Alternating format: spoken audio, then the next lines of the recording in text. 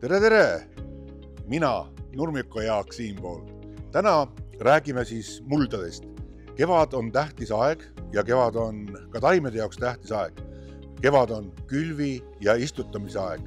Kevadel on vaja külvata, et seemned saaks mulda, saaks kasvama.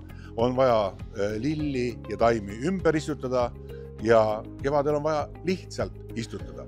Nagu ikka, me oleme oma põhikohas, see on siis Nurmiko aiand ja täpsemalt Nurmiko aiandi poolt otse aiandis. Minu ümber on kahe väga tähtsa Eesti turba mullatootja tooted. Eestimaine, kodumaine bränd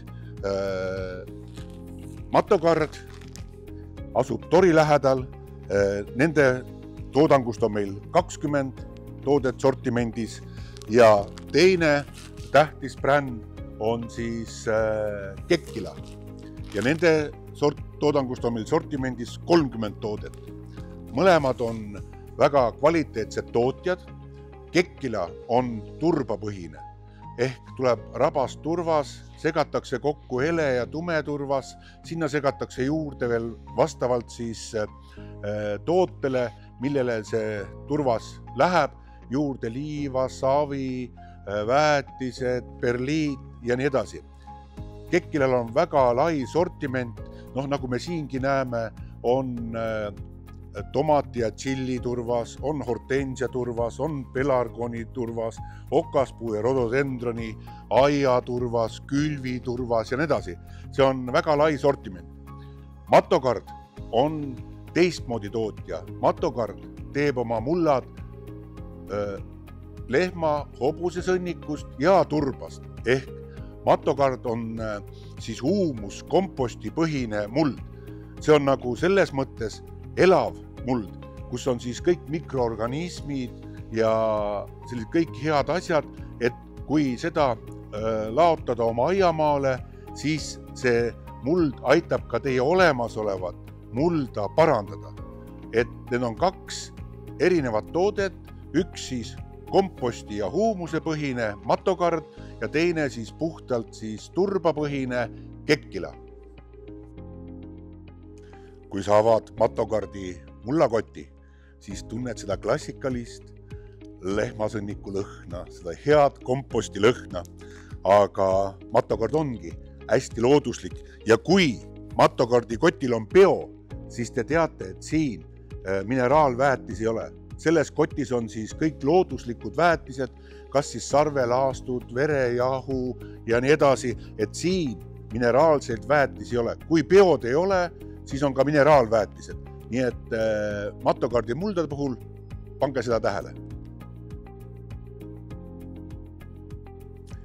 Matokardil on ka külvimuld, selline mõnus 10-liitrine ja jällegi on see siis huumuspõhine, kompostipõhine ja külvimuld on selline natukene peenem ja parema struktuuriga, aga ikkagi ma soovitan külvimulla alati ära sõeluda, et võtke mingi võrk või vana, näiteks sobib väga hästi ka ostukorv või midagi sellist sõrelist, et sõeluge ära ja suuremad tükid välja, jätke ainult ilus peen külvimuld. Siis on väga hea külvata ja teil tuleb hea tulemus, seemnetel on hea idaneda ja sealt kastist on teil ka hea seemneid taimi pärast kätte saada, mida siis potistada või pikeerida. Kekkilal on samuti siis külvi- ja taimemuld ja see on siis turba baasil ja ütleksin, et selle struktuur on nagu peenem, aga ikkagi soovitan läbi sõeluda. Rohkem ma kasutaksin peente seemnete ja nende puhul Kekkila mulda ja kui on suuremad seemned, mis läheb potti ja külvata otse, kasutaksin Matokardi mulda. Nii et kaks head külvimulda, Matokard 10-liitrises kotis ja Kekkila 30-liitrises kotis. Mõlemad mullad on hästi kvaliteetsed ja head. Täna on siis see aeg, me oleme märtsikuus, kus me räägime külvi ja taimede ümberistutamise muldadest. Ja Matokardil on väga head mullad toataimedele ja potililledele, üks on siis happelisem ja teine on aluselisem. Et vastavalt sellele, mida lill vajab, selle järgi saate mulla valida. Loomulikult on mõlemil nii kekkilal kui matokardil orhidee ehk dendroobiumi mullad, mis on väga tähtis, ja kekkilal on ka spetsiaalsed lillemullad, üks on siis rohelistele lehtdekoratiivsetele taimedele ja teine on siis õitsvatele taimedele. Et täna jääme lillede ümberistutamise ja külvamise juurde. Aprilli lõpus, mais räägime juba aia ja üldistumusmuldadest.